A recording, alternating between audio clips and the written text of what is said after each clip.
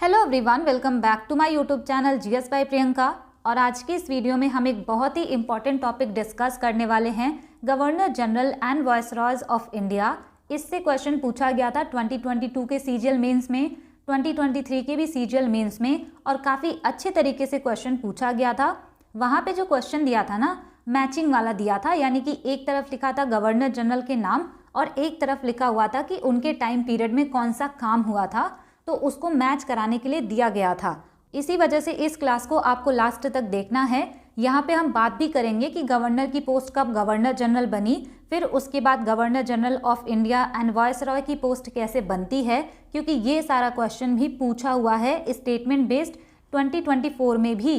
तो इसी वजह से यहाँ पे सबसे पहले आपको बैकग्राउंड देखना है, उसके बाद एक एक करके सबके टाइम पीरियड में जो इम्पोर्टेंट काम हुआ था वो भी यहाँ पे मैं आपको बताते चलूँगी। और जब ये हो जाएगा ना, उसके बाद मैं आपको यहाँ पे 30 प्रीवियस ईयर क्वेश्चन भी कराऊंगी, जो कि मैंने लेटेस्ट यहाँ पे कलेक्ट किए हैं। यानी जो भी एग्ज़ाम हुआ था ना, एमटीएस का, स्टेनो का, सीपीओ का, उनसे मैंने 30 क्वेश्चंस यहाँ पे कलेक्ट किए हैं। तो आपका प्रैक्टिस भी यहाँ पे अच्छे तरीके से हो जाएगा। कई बार क्या होता है कि अगर हम कोई टॉपिक पढ़ रहे होते हैं तो समझ नहीं आता कि वो इम्पॉर्टेंट है या नहीं, लेकिन जब आप यहाँ पे क्वेश्चन करेंगे तो आपको एकदम अच्छे से आइडिया लग जाएगा कि ये टॉपिक कितना ज़्यादा इम्पॉर्टेंट है। तो चलिए फिर बिना किसी देरी के स्टार्ट करते हैं इस क्लास को। सबसे पहले यहाँ पे आपको ये देखना है कि अगर हम बात करें कि कौन कौन सी प्रेसिडेंसी थी ब्रिटिश इंडिया के टाइम पे, तो 3 यहाँ पे इम्पॉर्टेंट प्रेसिडेंसीज थी। एक तो बंगाल, दूसरा यहाँ पे बॉम्बे एंड तीसरा यहाँ पे मद्रास। अब इनके खुद के गवर्नर हुआ करते थे, लेकिन यहाँ पे बहुत ज़्यादा करप्शन वगैरह भी बढ़ गया था। तो इसके बाद यहाँ पे एक पोस्ट बनाई गई थी गवर्नर ऑफ बंगाल की। इसका मतलब ये था कि जो बंगाल का गवर्नर है उसको बहुत ज़्यादा पावर दे दी गई थी इसके अंदर। यहाँ पे चीज़ें फ्लो चार्ट के फॉर्मेट में लिखी हैं मैंने, ताकि आपको रिटेन हो जाए, और यहाँ से भी क्वेश्चन पूछे गए हैं। अब हम सबसे पहले यहाँ पे देखते हैं कि पहला गवर्नर ऑफ बंगाल कौन बनता है, तो रॉबर्ट क्लाइव। लेकिन जब रेगुलेटिंग एक्ट 1773 आता है ना, तो ये जो गवर्नर ऑफ बंगाल की पोस्ट है, इसी का नाम रख दिया जाता है गवर्नर जनरल ऑफ बंगाल। यानी कि यहाँ पे बस एक नया वर्ड ऐड कर दिया जाता है, जनरल। और अगर आपसे पूछे कि first governor general of Bengal बनाया किसको जाता है, तो वो बनाया जाता है वॉरेन हेस्टिंग्स को। अब इससे भी इनको शांति नहीं मिलती, तो चार्टर एक्ट ये लेकर के आते हैं 1833 में। उसके बाद ये जो गवर्नर जनरल ऑफ बंगाल की पोस्ट थी, इसको बोल देते हैं कि गवर्नर जनरल ऑफ इंडिया है, यानी कि पूरे इंडिया पे इनका थोड़ा सा कंट्रोल हो, इन्होंने नाम यहाँ पे चेंज किया। अगर आपसे पूछे कि first governor general of India कौन बना, तो विलियम बेंटिक। इसके बाद रिवोल्ट ऑफ 1857 हो जाता है, यानी कि 1857 की क्रांति हो जाती है। तब ये लोग क्या करते हैं कि जो कंपनी का रूल है ना, उसको एबॉलिश कर देते हैं और ये बोलते हैं कि अब रूल करेगा ब्रिटिश क्राउन। तब ये लेकर के आते हैं गवर्नमेंट ऑफ इंडिया एक्ट 1858। अब इसके द्वारा क्या किया जाता है, जो गवर्नर जनरल ऑफ इंडिया की पोस्ट होती है, उसको गवर्नमेंट ऑफ इंडिया एक्ट 1858 के द्वारा वायसराय ऑफ इंडिया का पोस्ट बना दिया जाता है। अगर आपसे पूछा जाए कि फर्स्ट वायसराय कौन बनता है इंडिया का, तो वो होता है कैनिंग। ये क्रोनोलॉजी आप ध्यान में रखिएगा। अब हम नेक्स्ट यहाँ पे एक एक करके सबके बारे में डिस्कस करेंगे। सबसे पहले यहाँ पे है वॉरेन हेस्टिंग्स। अब वॉरेन हेस्टिंग के टाइम पे आता है रेगुलेटिंग एक्ट ऑफ 1773, जो हमने अभी डिस्कस किया। और इसी के टाइम में पिट्स इंडिया एक्ट 1784 आता है। वेरी वेरी इंपॉर्टेंट, ये मेंस के एग्जाम में पूछा गया है। इसके अलावा यहाँ पे रोहिला वॉर होता है 1774 का, और फर्स्ट मराठा वॉर भी इसी टाइम पे होता है। और इसके बाद कौन सी ट्रीटी होती है, treaty of Salbai 1782। Most important ये भी बनता है क्वेश्चन।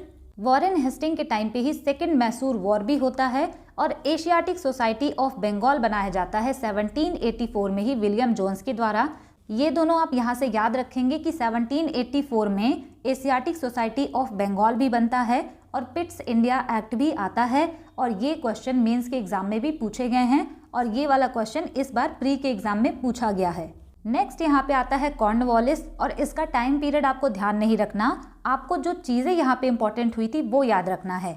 अब हम बात करते हैं कॉर्नवालिस के बारे में। तो इसके टाइम में थर्ड मैसूर वॉर होता है, और जब थर्ड मैसूर वॉर एंड होता है तो वहाँ पे होता है treaty of Seringapatam. Most important ये बनेगा ट्रीटी ऑफ सेरिंगपट्टनम होता है 1792 में। इसके बाद कॉर्नवालिस कोड आता है 1793 का और ये होता है जुडिशियल रिफॉर्म्स के लिए। नेक्स्ट पॉइंट यहाँ पे है कि परमानेंट सेटलमेंट को बंगाल में ये लेकर के आता है कॉर्नवालिस 1793 में, जिसको जमींदारी सिस्टम भी कहा जाता है और ये भी बहुत बार एग्जाम में पूछा हुआ है। इसको कहा जाता है father of Indian civil services, इसको भी आप याद रखेंगे। और इसकी डेथ इंडिया में हुई थी, तो इसका कब्र जो है वो है गाजीपुर उत्तर प्रदेश में। इतना पॉइंट यहाँ से इंपॉर्टेंट है। अब हम नेक्स्ट बात करते हैं वेलेस्ली की और ये आता है सब्सिडरी अलायंस लेकर के। Very very important, subsidiary alliance को हिंदी में कहते हैं सहायक संधि। इसका आप ईयर याद रखेंगे कि सब्सिडरी अलायंस 1798 में लेकर के ये आता है और पहली बार अडॉप्ट किया जाता है निज़ाम ऑफ हैदराबाद के द्वारा 1798 में ही। नेक्स्ट उसके बाद 1799 में मैसूर भी इसमें साइन कर देता है और अवध इस पे साइन करता है 1801 में। नेक्स्ट पॉइंट यहाँ पे है कि Awadh is like a cherry, ये किसने कहा था? तो डलहौजी ने इसको कहा था। ये भी किसी एग्जाम में पूछा हुआ है। उसके बाद हम बात करते हैं सेकेंड मराठा वॉर की, जो कि 1803 से 1805 के बीच में होता है और इसके बाद होता है ट्रीटी ऑफ बेसेन 1802 में। मोस्ट इम्पॉर्टेंट ये बनेगा। और अगर आपसे पूछा जाए कि किसके किसके बीच में ये ट्रीटी होती है, तो बाजीराव सेकंड एंड ब्रिटिशर्स के बीच में ये ट्रीटी होती है।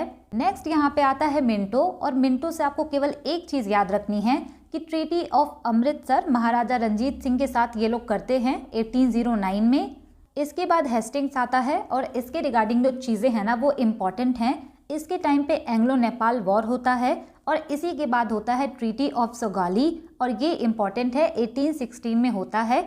ये भी एग्जाम में कई बार रिपीट हो चुका है। नेक्स्ट यहाँ पे होता है थर्ड मराठा वॉर, जिसमें कि जो मराठा कन्फेडरेसी होती है उसका डिसोल्यूशन हो जाता है। नेक्स्ट यहाँ पे है रेवतवारी सिस्टम, जो कि आपने पढ़ा होगा, कई बार एग्जाम में पूछा गया है। 1820 में आता है मुनरो एंड रीड के द्वारा, तो वो भी इसी के टाइम पीरियड में आता है। अगला हम यहाँ पे बात करते हैं एमहर्स्ट के बारे में। यहाँ पे फर्स्ट बर्मीज वॉर हुआ था, लेकिन ये उतना इम्पोर्टेंट नहीं है। आपको यहाँ पे ये वाला देखना है, विलियम बेंटिक के टाइम पे जो चीज़ें हुई थी वो इम्पॉर्टेंट है। इस टाइम पे सती सिस्टम का अंत कर दिया गया था 1829 में और ये अभी 2024 में भी क्वेश्चन इस पे पूछा गया है। और इसी के टाइम पे आता है चार्टर एक्ट 1833। बेंटिक के टाइम पर ही मैकोलेस मिनट आता है और इसमें बात की जाती है इंग्लिश एजुकेशन को प्रमोट करने की और इसमें एक थ्योरी दी जाती है डाउनवर्ड फिल्ट्रेशन थ्योरी। इसका मतलब ये होता है कि जो भी टॉप लोग हैं ना इंडिया के, उनको ये कहते हैं कि एजुकेट कर देंगे तो नीचे के जो लोग हैं वो अपने आप ही एजुकेट होते जाएंगे। तो ये इनका थ्योरी था यहाँ पर। नेक्स्ट यहाँ पे आता है ऑकलैंड। इसके रिगार्डिंग ये वाली चीज़ ना मोस्ट इम्पॉर्टेंट है कि फर्स्ट अफगान वॉर हुआ था 1838 से 42 के बीच में और महाराजा रंजीत सिंह की डेथ भी हुई थी इसी के टाइम पीरियड पर। तो ये दोनों चीज़ें इंपॉर्टेंट हैं। अभी जब आप क्वेश्चन करेंगे तो आप खुद देख पाएंगे। नेक्स्ट यहाँ पे आता है हार्डिंजे 1। इसके रिगार्डिंग एक चीज़ इंपॉर्टेंट है कि ट्रीटी ऑफ लाहौर हुआ था 1846 में और इस पे क्वेश्चन बन चुका है, इसको ध्यान रखिएगा आप। इसके बाद हम बात करते हैं डलहौजी के बारे में कि इसके टाइम पीरियड में क्या क्या चीज़ें हुई। तो सबसे पहली और इम्पॉर्टेंट चीज़ यहाँ पे है डॉक्ट्रिन ऑफ लैप्स, यानी कि हड़प नीति ये लेकर के आता है 1848 में। और इसमें ये कहा जाता है कि कोई भी अगर राजा हैं, उनका कोई बेटा नहीं है और उनकी डेथ हो गई है तो उसकी टेरिटरी ये लोग ले लेंगे। उसके बाद इसमें यह भी था कि अगर आपने किसी को गोद लिया है तो उनको भी उत्तराधिकारी नहीं मानेंगे ये लोग और उनकी टेरिटरी पे ये लोग कब्जा कर लेंगे। नेक्स्ट यहाँ पे है वुड्स डिस्पैच। ये भी मेंस का क्वेश्चन है, CHSL या CGL में ही पूछा गया था। जब मैंने आपको सॉल्व कराया था वहाँ पे ये पूछा गया था कि वुड्स डिस्पैच कब आया था, तो 1854 में। और इस बार प्री के एग्जाम में पूछा गया है कि वुड्स डिस्पैच किससे रिलेटेड था, तो वो एजुकेशन से रिलेटेड था और इसको कहा जाता है Magna carta of Indian education. इसके पहले मैंने आपको बताया कि जो मैकुलेस मिनट आता है वो इंग्लिश एजुकेशन को प्रमोट करने के लिए आता है, लेकिन ये उसका बिल्कुल अपोजिट होता है जो वुड्स डिस्पैच होता है। इसमें बात की जाती है कि वर्नाक्यूलर जो लैंग्वेजेस हैं उसी को हम प्रमोट करें। उसके बाद जैसे जैसे हायर स्टडीज़ होंगी तो वहाँ पे हम इंग्लिश लैंग्वेज को प्रमोट करेंगे। तो इसी वजह से इसको कहा जाता है Magna carta of Indian education. Next यहाँ पे है कि पहली रेलवे लाइन जो बिछाई गई थी बॉम्बे से थाने के बीच 1853 में, वो इसी के टाइम पर बिछाई गई थी और ये क्वेश्चन भी प्री के एग्जाम में पूछा हुआ है इस बार। और इसने स्थापित किया था पब्लिक वर्क्स डिपार्टमेंट यानी कि PWD, तो ये भी इम्पॉर्टेंट है। नेक्स्ट हम यहाँ पे बात करते हैं कैनिंग के टाइम पे क्या हुआ।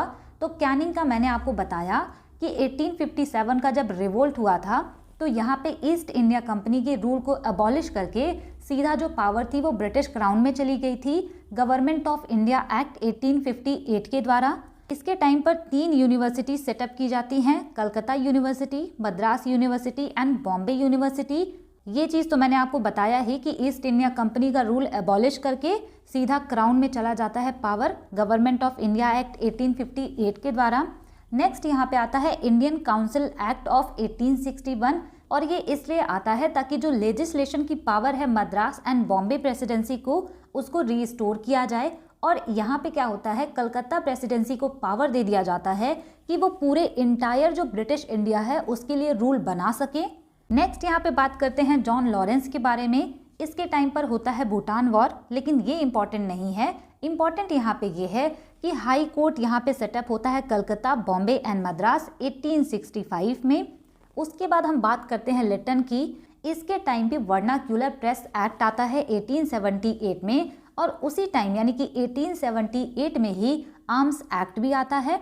और यहाँ से आप चाहें तो ये भी याद रख सकते हैं कि सेकेंड अफगान वॉर भी 1878 में ही स्टार्ट होता है। तो यहाँ पे ईयर सेम है तो इसको आपको याद रखने में आसानी होगी। ये जो वर्नाक्यूलर प्रेस एक्ट आता है 1878 में, इसमें ये बोला जाता है कि कोई भी जो प्रेस वाले हैं यानी जो न्यूज़पेपर वाले हैं वो लोकल लैंग्वेज में ब्रिटिशर्स के खिलाफ कोई भी चीज़ नहीं लिखेंगे। अगर वो कोई चीज़ पब्लिश कर रहे हैं तो उनको परमिशन लेनी पड़ेगी। आर्म्स एक्ट जो होता है 1878 वाला, इसमें ये बोला जाता है कि कोई भी इंडियन अगर वो कोई भी हथियार अपने पास रख रहा है तो वो नहीं रख सकते और उसका जो मैन्युफैक्चरिंग है, उसका डिस्ट्रीब्यूशन वगैरह है तो उसमें ये लोग कंट्रोल करेंगे। इसी के टाइम पे जो विक्टोरिया थी उसने कैसरे हिंद का टाइटल भी लिया या फिर क्वीन इम्प्रेस ऑफ इंडिया का। ये उतना इंपॉर्टेंट वैसे है नहीं। नेक्स्ट हम यहाँ पे बात करते हैं रिपन की। तो इसने थोड़ा सा अच्छा काम किया था, इसने वर्नाक्यूलर प्रेस एक्ट को रिपील कर दिया 1882 में। ये वाला क्वेश्चन ना बहुत अच्छे तरीके से पूछा गया है। अभी मैं आपको क्वेश्चन कराऊंगी कि रिपन के टाइम पे फर्स्ट फैक्ट्री एक्ट आता है और इसमें ये बोला जाता है कि जो भी 7 साल के नीचे के जो बच्चे हैं उनसे तो बिल्कुल भी काम नहीं कराया जाएगा, लेकिन जो 12 साल के बच्चे हैं तो उनको भी लिमिटेड नंबर ऑफ आवर्स काम कराए जाएंगे। तो कंडीशन सुधारने के लिए जो लेबर थे उनके कंडीशन को सुधारने के लिए ये लेकर के आते हैं फर्स्ट फैक्ट्री एक्ट 1881 में। रिपन को बोला जाता है father of local self government क्योंकि ये एक रेजोल्यूशन लेकर के आते हैं लोकल सेल्फ गवर्नमेंट पे 1882 में। इसके बाद यहाँ पे आता है इल्बर्ट बिल कंट्रोवर्सी। ये जो इल्बर्ट बिल है ये इमीडिएट कॉज होता है इंडियन नेशनल कांग्रेस के फॉर्म होने का और इसमें ये लिखा होता है कि जो भी इंडियन जज हैं वो अब ब्रिटिशर्स का केस सुन सकेंगे, इसी वजह से इस पे कंट्रोवर्सी होती है। नेक्स्ट पॉइंट यहाँ पे हंटर कमीशन ऑन एजुकेशन आता है 1882 में। ये वाला क्वेश्चन भी 2024 के प्री एग्जाम में पूछा गया है। एक हंटर कमीशन और भी आता है जो जलियांवाला बाग मैसेकर है यानी कि जलियांवाला बाग हत्याकांड है उसकी जांच के लिए भी आता है, लेकिन वो अलग है। इसी वजह से यहाँ पे लिखा हुआ भी है कि हंटर कमीशन ऑन एजुकेशन ये आता है 1882 में। इस कमीशन को लाने का पर्पस ये होता है कि जो वुड्स डिस्पैच है 1854 वाला वो सारी चीज़ें यहाँ पे इम्प्लीमेंट हो रही हैं या नहीं उसको देखने के लिए। नेक्स्ट हम यहाँ पे बात करते हैं डफरिन की। ये डफरिन ही है जिसने कि इंडियन नेशनल कांग्रेस को कहा था फैक्ट्री ऑफ सिटीजन। इसके टाइम पे ही इस्टेब्लिश होता है इंडियन नेशनल कांग्रेस 1885 में। नेक्स्ट यहाँ पे है लैंसडाउन और इसके टाइम पे फैक्ट्री एक्ट आता है 1891 वाला, लेकिन आपको जो याद रखना है वो ये है कि इसके टाइम पे डूरंड कमीशन को सेटअप किया जाता है 1893 में। इसके बाद आता है कर्जन और ये बहुत ज़्यादा फेमस है बंगाल पार्टीशन के लिए। 1905 में बंगाल का ये पार्टीशन कर देता है एंड मोस्ट इम्पॉर्टेंट पॉइंट है ये। इसके अलावा एक पॉइंट ये भी इम्पॉर्टेंट है कि ये पुलिस कमीशन को अपॉइंट करता है 1902 में और सेम ईयर में यूनिवर्सिटी कमीशन को भी ये अपॉइंट करता है। इंडियन यूनिवर्सिटीज़ एक्ट जो है वो 1904 में आता है। तो इसको आप ऐसे भी याद रख सकते हैं कि जब बंगाल का पार्टीशन हुआ था उसके जस्ट 1 साल पहले ही इंडियन यूनिवर्सिटीज़ एक्ट आता है। कर्जन के बाद यहाँ पे आता है मिंटो सेकंड और इसके टाइम का जो मोस्ट इम्पॉर्टेंट काम होता है वो होता है सूरत स्प्लिट 1907 का। इसी के टाइम पीरियड में मुस्लिम लीग की स्थापना होती है 1906 में और मॉर्ली मिंटो रिफॉर्म भी आता है 1909 में। नेक्स्ट हम बात करते हैं हार्डिंजे सेकेंड की। इसके टाइम पे annulment of partition of Bengal, यानी कि जो बंगाल का पार्टीशन करके जाता है ना कर्जन, उसको यहाँ पे नलीफाई कर दिया जाता है 1911 में। इसी के टाइम पर कैपिटल को कलकत्ता से दिल्ली शिफ्ट कर दिया जाता है 1911 में। और अगर आपसे पूछे कि हिंदू महासभा की स्थापना कब होती है, तो 1915 में हिंदू महासभा की भी स्थापना होती है। नेक्स्ट हम यहाँ पे देखते हैं चेम्सफोर्ड। इसके रिगार्डिंग चीज़ें अब आपको थोड़ा इजी लगेगा, क्योंकि यहाँ से जो भी चीज़ें हैं आपने मैक्सिमम चीज़ें पढ़ी हुई हैं। सबसे पहले यहाँ पे आता है चंपारण सत्याग्रह 1917 में, तो वो चेम्सफोर्ड के टाइम होता है। रॉलेट एक्ट आता है 1919 में, जिसको कि ब्लैक एक्ट भी कहते हैं। जलियांवाला बाग मैसेकर जो कि 13 अप्रैल 1919 को होता है, वो भी इसी के टाइम पर होता है। इसके अलावा नॉन कोऑपरेशन मूवमेंट एंड खिलाफत मूवमेंट भी इसी के टाइम होता है। लखनऊ पैक्ट भी आप याद रखेंगे कि 1916 में इसी के टाइम पीरियड में होता है। तो चेम्सफोर्ड से आपको इतनी चीज़ें याद रखनी हैं, लेकिन रॉलेट एक्ट और जलियांवाला बाग मैसेकर ये बहुत ज़्यादा इंपॉर्टेंट है और इसका ईयर भी सेम है, तो आपको आसानी से याद हो जाएगा। अगला यहाँ पे आता है रीडिंग। अब ये जो रीडिंग होता है इसका टाइम पीरियड होता है 1921 से लेके 26 तक का, और इसके टाइम में चौरी चौरा इंसिडेंट होता है 1922 में। उसके बाद आपको यहाँ से याद रखना है कि स्वराज पार्टी की स्थापना होती है 1922 में, और काकोरी ट्रेन इंसिडेंट होता है 1925 में।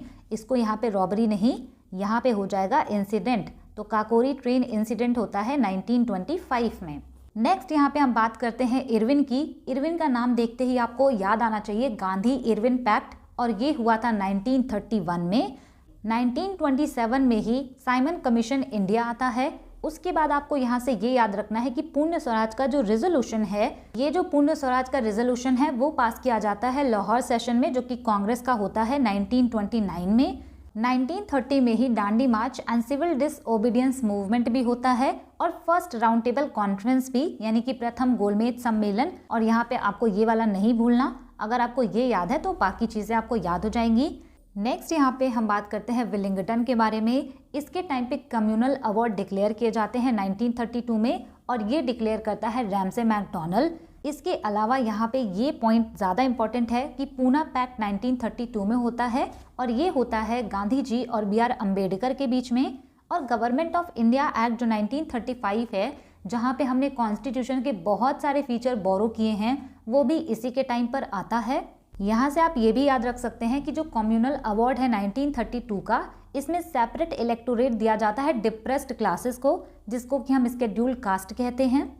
विलिंगटन के बाद यहाँ पे आता है लिनलिथ को, और इसके टाइम का जो इम्पोर्टेंट इवेंट होता है वो ये होता है कि त्रिपुरी क्राइसिस होता है उस टाइम पर, और फॉरवर्ड ब्लॉक की स्थापना की जाती है सुभाष चंद्र बोस जी के द्वारा 1939 में। अब सुभाष चंद्र बोस क्या करते हैं, वो इंडियन नेशनल कांग्रेस से रिजाइन करने के बाद इंडियन नेशनल कांग्रेस के अंडर में ही एक पार्टी बनाते हैं, फॉरवर्ड ब्लॉक।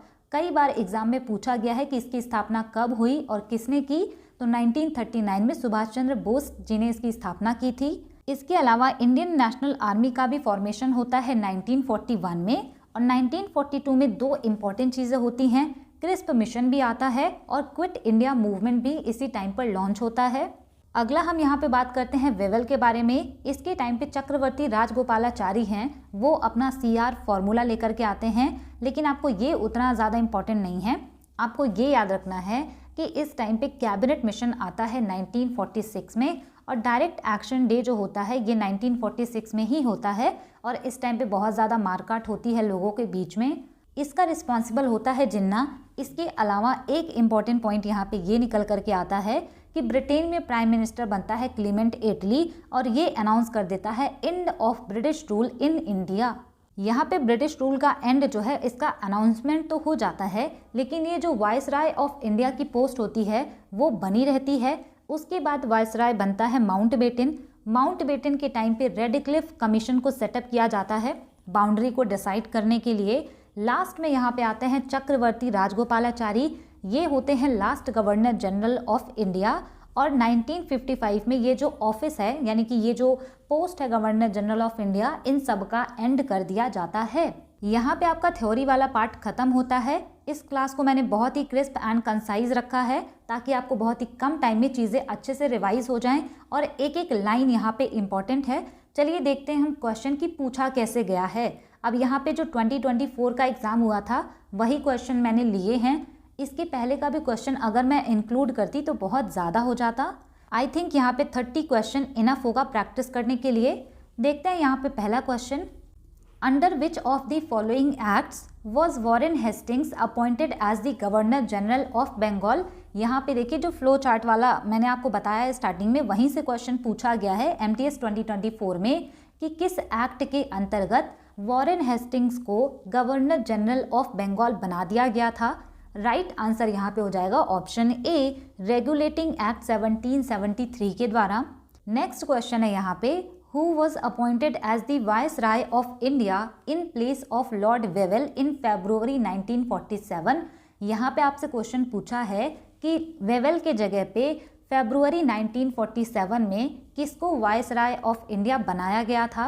राइट आंसर यहाँ पे हो जाएगा ऑप्शन ए, माउंटबेटन को। अगला क्वेश्चन है यहाँ पे, who among the following signed a pact with Lord Irwin on March 5th 1931। तो यहाँ पे देखिए आपसे पूछा है गांधी इरविन पैक्ट जो कि 1931 में हुआ था, तो किसके किसके बीच होगा ये। राइट आंसर यहाँ पे हो जाएगा option B, Mahatma Gandhi and Irwin के बीच में हुआ था। अगला क्वेश्चन है यहाँ पर, who was the viceroy of India when the Indian arms act 1878 was passed. तो यहाँ पे आपसे पूछा है कि इंडियन आर्म्स एक्ट जो 1878 वाला पास हुआ था उस टाइम पे इंडिया का वाइसराय कौन था। राइट आंसर यहाँ पे हो जाएगा ऑप्शन ए, लिटन उस टाइम पे वाइसराय था।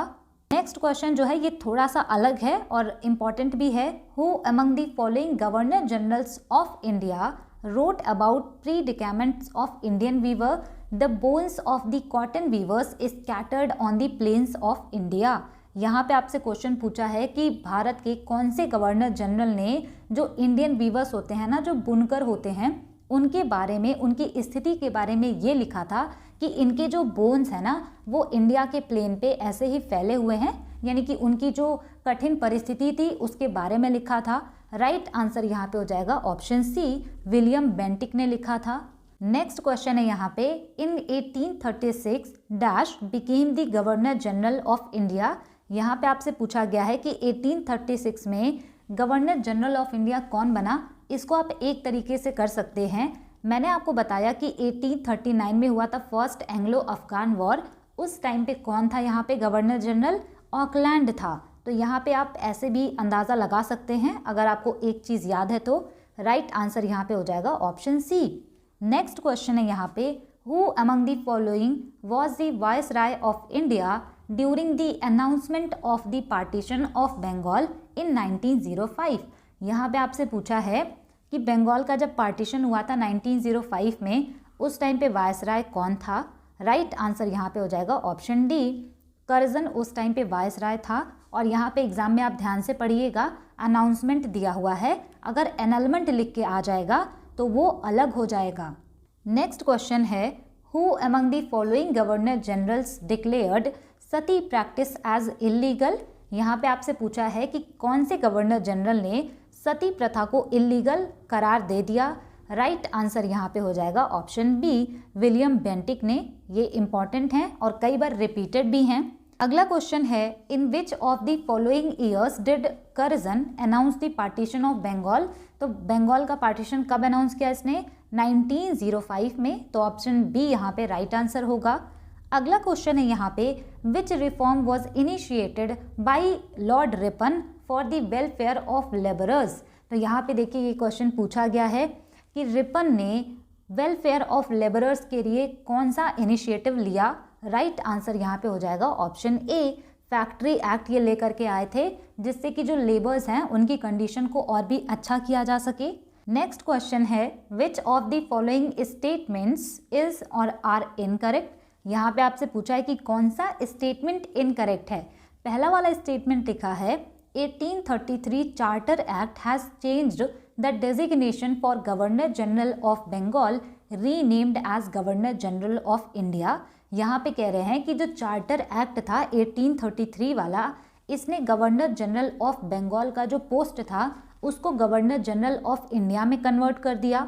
नेक्स्ट स्टेटमेंट यहाँ पे है, Lord William Bentinck was the first governor general of India. तो यहाँ पे जो मैंने आपको फ्लो चार्ट बनाया था उससे आप इसको कर सकते हैं। राइट आंसर यहाँ पे हो जाएगा option C, neither A nor B. यहाँ पे कोई भी इनकरेक्ट नहीं है, दोनों स्टेटमेंट यहाँ पे सही हैं। नेक्स्ट क्वेश्चन यहाँ पे है, who appointed the Hunter commission for educational reforms in 1882। यहाँ पे देखिए आपसे पूछा है कि हंटर कमीशन जो कि एजुकेशनल रिफॉर्म के लिए आया था 1882 में, इसको किसने अपॉइंट किया था। राइट आंसर यहाँ पे हो जाएगा ऑप्शन सी, रिपन ने। इन्होंने थोड़ा अच्छा काम किया था, तो इस तरीके से भी आप गेस लेके कर सकते हैं। अगला क्वेश्चन यहाँ पे है, Warren Hastings became the governor general of Bengal from governor of Bengal after the passing of which of the following acts. यहाँ पे सिंपल लैंग्वेज में आपसे क्वेश्चन पूछा है कि जो हेस्टिंग्स था यानी कि वॉरेन हेस्टिंग्स, इसको बंगाल के गवर्नर से गवर्नर जनरल ऑफ बंगाल बना दिया गया, तो किस एक्ट के अंतर्गत। राइट आंसर यहाँ पे हो जाएगा ऑप्शन बी, रेगुलेटिंग एक्ट 1773 वाला जो आया था उसी ने गवर्नर ऑफ बंगाल की पोस्ट को चेंज करके गवर्नर जनरल ऑफ बंगाल कर दिया था। नेक्स्ट क्वेश्चन यहाँ पे जो है वो CHSL 2024 प्री के एग्जाम में पूछा गया है, which military officer led the British forces in battle of Chinhat fought in 1857। यहाँ पे आपसे क्वेश्चन कह रहा है कि बैटल ऑफ चिन्हट जो कि 1857 में लड़ा गया था उसको किसने लीड किया था, यानी कि ब्रिटिश फोर्सेस को किसने लीड किया था। राइट आंसर यहाँ पे हो जाएगा ऑप्शन सी, हेनरी लॉरेंस ने बैटल ऑफ चिन्हट में ब्रिटिश फोर्सेस को लीड किया था। अब यहाँ से हम करेंगे स्टेनो 2024 के क्वेश्चन। यहाँ पे देखिए पहला क्वेश्चन ही पूछा गया है, Pitt's India act was passed in which of the following years. ये जो पिट्स इंडिया एक्ट है ना, ये मेंस के एग्जामिनेशन से ही पूछा जा रहा है 2022 वाले, इसको ज़रूर याद रख लीजिएगा। राइट आंसर यहाँ पे हो जाएगा ऑप्शन बी, 1784 में। नेक्स्ट क्वेश्चन है, विच of the following acts had provided the establishment of the federal court in British India. यहाँ पे आपसे क्वेश्चन पूछा है कि किस एक्ट के अंतर्गत फेडरल कोर्ट की स्थापना हुई थी ब्रिटिश इंडिया में। राइट आंसर यहाँ पे हो जाएगा option C, government of India act 1935 के द्वारा।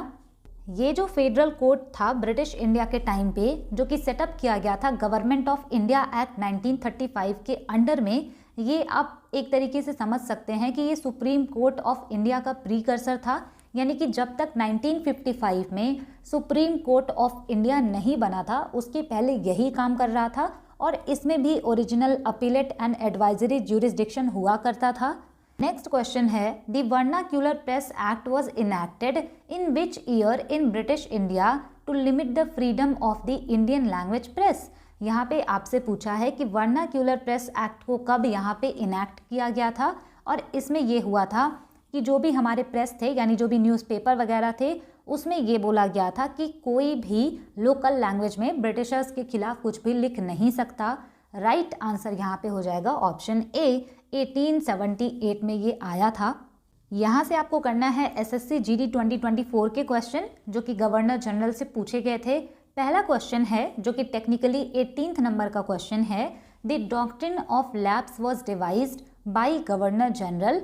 यहाँ पे आपसे पूछा है कि जो हड़प नीति है कौन इसको लेकर के आया था। राइट आंसर यहाँ पे हो जाएगा ऑप्शन बी, इसको लेकर के आया था डलहौजी। और अगर आपसे पूछा जाए कि ये जो डॉक्ट्रिन ऑफ लैप्स है इसके अंतर्गत पहला स्टेट कौन सा था जिसको इन लोगों ने हड़प लिया था, तो वो था सतारा। और अगर आपसे पूछे कि किस ईयर में, तो 1848 में। इसके अलावा आप याद रखेंगे कि जयपुर एंड संबलपुर को इन्होंने एनेक्स किया था 1849 में। और अगर आपसे पूछा जाए कि झांसी को कब इन्होंने एनेक्स किया था, तो झांसी को इन्होंने एनेक्स किया था 1853 में। उसके बाद यहाँ पे आता है नागपुर, इसको इन्होंने एनेक्स किया था 1854 में। याद रखिएगा क्योंकि ईयर ना एग्जाम में पूछे जाते हैं।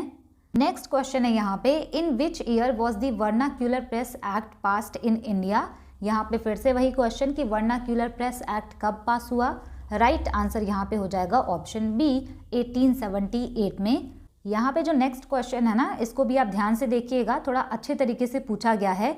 proposed by Lytton, then Viceroy of India, governed 1876 to 80. The act was intended to prevent the vernacular press from expressing criticism of British policies, notably the opposition that had grown with the outset of the second dash. Basically question आपसे ये पूछा जा रहा है कि जो लिटन लेकर के आया था वर्नाक्यूलर प्रेस एक्ट 1878 में, उसको क्यों लेकर के आया था? राइट आंसर यहाँ पे हो जाएगा option B, second Anglo Afghan war जो हुआ था उसके कारण जो इनको अपोजिशन फेस करनी पड़ी, और इसके अलावा ये जो सेकेंड एंग्लो अफगान वॉर हुआ, इससे जो हमारे इंडियन नेशनलिस्ट थे इनके अंदर भी जो राष्ट्रवाद की भावना है वो और भी ज़्यादा बढ़ने लगी। इन्हीं सबको रोकने के लिए इस एक्ट को ये लेकर के आया था। अच्छा क्वेश्चन है, इसको भी आप याद रखिएगा। अगला क्वेश्चन यहाँ पे है, the Rowlatt act of 1919 granted the British colonial government the power to arrest and detain Indians without trial. Who was the British viceroy of India at that time? यहाँ पे आपसे क्वेश्चन पूछा है कि रॉलेट एक्ट, जिसको कि black act कहते हैं, जो 1919 में आया था, इसमें ब्रिटिशर्स को ये पावर मिल गई थी कि वो किसी को भी विदाउट ट्रायल अरेस्ट कर सकते हैं, डिटेन कर सकते हैं। उस टाइम पे वायसराय कौन था? राइट आंसर यहाँ पे हो जाएगा ऑप्शन बी, उस टाइम पे चेम्सफोर्ड था वायसराय। इसके बाद हमें करना है यहाँ पे CPO 2024 के क्वेश्चन। इसमें भी बहुत सारे क्वेश्चन पूछे गए हैं। क्वेश्चन नंबर 22 है यहाँ पे, in which year did the annexation of Awadh by Dalhousie take place? यहाँ पे आपसे क्वेश्चन पूछा है कि अवध का एनेक्सेशन कब हुआ डलहौजी के द्वारा। राइट आंसर यहाँ पे हो जाएगा ऑप्शन सी, 1856 में। नेक्स्ट क्वेश्चन है यहाँ पे, which of the following governor generals of British India was in favour of free press and repealed the press regulations of 1823? यहाँ पे आपसे क्वेश्चन पूछा है कि कौन सा गवर्नर जनरल है वो फ्री प्रेस के फेवर में था, यानी कि जो प्रेस होती हैं, जो न्यूज़पेपर होती हैं, वो स्वतंत्र हो उसके पक्ष में था। इसी वजह से उसने जो प्रेस रेगुलेशन था 1823 का, उसको भी रिपील कर दिया था। राइट आंसर यहाँ पे हो जाएगा ऑप्शन डी, वो था मेटकाफ। और इसको आप याद रखेंगे, इसको कहा जाता है liberator of the Indian press. Next question है यहाँ पे, in which year did Dalhousie introduce the railway line in British India? यहाँ पे आपसे पूछा गया है कि ब्रिटिश इंडिया में रेलवे लाइन कब इंट्रोड्यूस हुआ, डलहौजी के टाइम में। राइट आंसर यहाँ पे हो जाएगा ऑप्शन बी, 1853 में। 2023 के CGL एग्जाम में ये पूछा गया था। यहाँ पे आप ये भी याद रखेंगे कि ये जो रेलवे लाइन थी वो बॉम्बे से थाने के बीच में थी और इसकी टोटल लेंथ थी 34 किलोमीटर। अगला क्वेश्चन यहाँ पे है, in which amongst the following acts was Delhi declared the capital of British India in place of Calcutta? यहाँ पे आपसे क्वेश्चन पूछा है कि कलकत्ता की जगह पे दिल्ली को ब्रिटिश इंडिया का कैपिटल कब डिक्लेयर किया गया, यानी कि किस एक्ट के द्वारा? राइट आंसर यहाँ पे हो जाएगा option A, Morley Minto act जो 1909 वाला आया था, उसी से दिल्ली को कैपिटल डिक्लेयर किया गया था। नेक्स्ट क्वेश्चन है, under which of the following acts of British India did the British government take direct control of the administration of India in its own hands? यहाँ पे आपसे क्वेश्चन पूछा है कि कौन से एक्ट के अंतर्गत जो ब्रिटिश गवर्नमेंट का कंट्रोल था वो डायरेक्ट चला गया था उनके क्राउन में। राइट आंसर यहाँ पे हो जाएगा option A, government of India act 1858 के द्वारा। इसके द्वारा ईस्ट इंडिया कंपनी के रूल को अबॉलिश करके जो पावर था वो सीधा ब्रिटिश क्राउन में गई थी। इस तरीके का क्वेश्चन भी कई बार रिपीट हुआ है कि डायरेक्ट कंट्रोल कब उनके हाथों में गया, तो 1858 के द्वारा। नेक्स्ट क्वेश्चन है यहाँ पे, which of the following acts gave the British Indian government the authority to arrest anyone without a trial? यहाँ पे कह रहे हैं कि कौन से एक्ट के द्वारा ब्रिटिश इंडियन गवर्नमेंट जो थी उसको ये पावर मिल गया कि वो बिना ट्रायल के किसी को भी यहाँ पे अरेस्ट कर सकते थे। तो राइट आंसर यहाँ पे हो जाएगा option B, Rowlatt act. Next यहाँ पे है CGL 2024 के क्वेश्चन। यहाँ पे क्वेश्चन है, who among the following devised the system of subsidiary alliance? यानी कि जो सहायक संधि है इसको किसने बनाया? राइट आंसर यहाँ पे हो जाएगा ऑप्शन डी, इसको लेकर के आया था वेलेस्ली। नेक्स्ट क्वेश्चन है यहाँ पे, which governor general of British India helped Raja Ram Mohan Roy to legally abolish the sati practice? तो यहाँ पे आपसे पूछा गया है कि सती प्रैक्टिस को ख़त्म करने में राजा राम मोहन रॉय जी की हेल्प किसने की थी। राइट आंसर यहाँ पे हो जाएगा ऑप्शन डी, बेंटिक ने। लास्ट क्वेश्चन है यहाँ पे, द दरोगा system in 1792 was introduced by हुम among the following governor generals in India. यहाँ पे आपसे क्वेश्चन पूछा है कि दरोगा सिस्टम को 1792 में किसने इंट्रोड्यूस किया था। राइट आंसर यहाँ पे हो जाएगा ऑप्शन सी, कॉर्नवालिस ने। यहाँ पे आपकी क्लास एंड होती है। इस क्लास में मैंने आपको गवर्नर जनरल से जितने भी इंपॉर्टेंट पॉइंट बन सकते थे विथ क्वेश्चन वो मैंने आपको यहाँ पे कंप्लीट करा दिया है। मेंस एग्जामिनेशन के पहले आप इसको ज़रूर देख लीजिएगा और अगर आपको इसका पीडीएफ चाहिए तो आप मेरा टेलीग्राम चैनल ज्वाइन कर लीजिए क्योंकि सारे पीडीएफ मैं वहीं पे अपलोड करती हूँ। अगर आपने वीडियो लास्ट तक देखी है तो thanks for watching, stay tune, keep learning, keep working hard.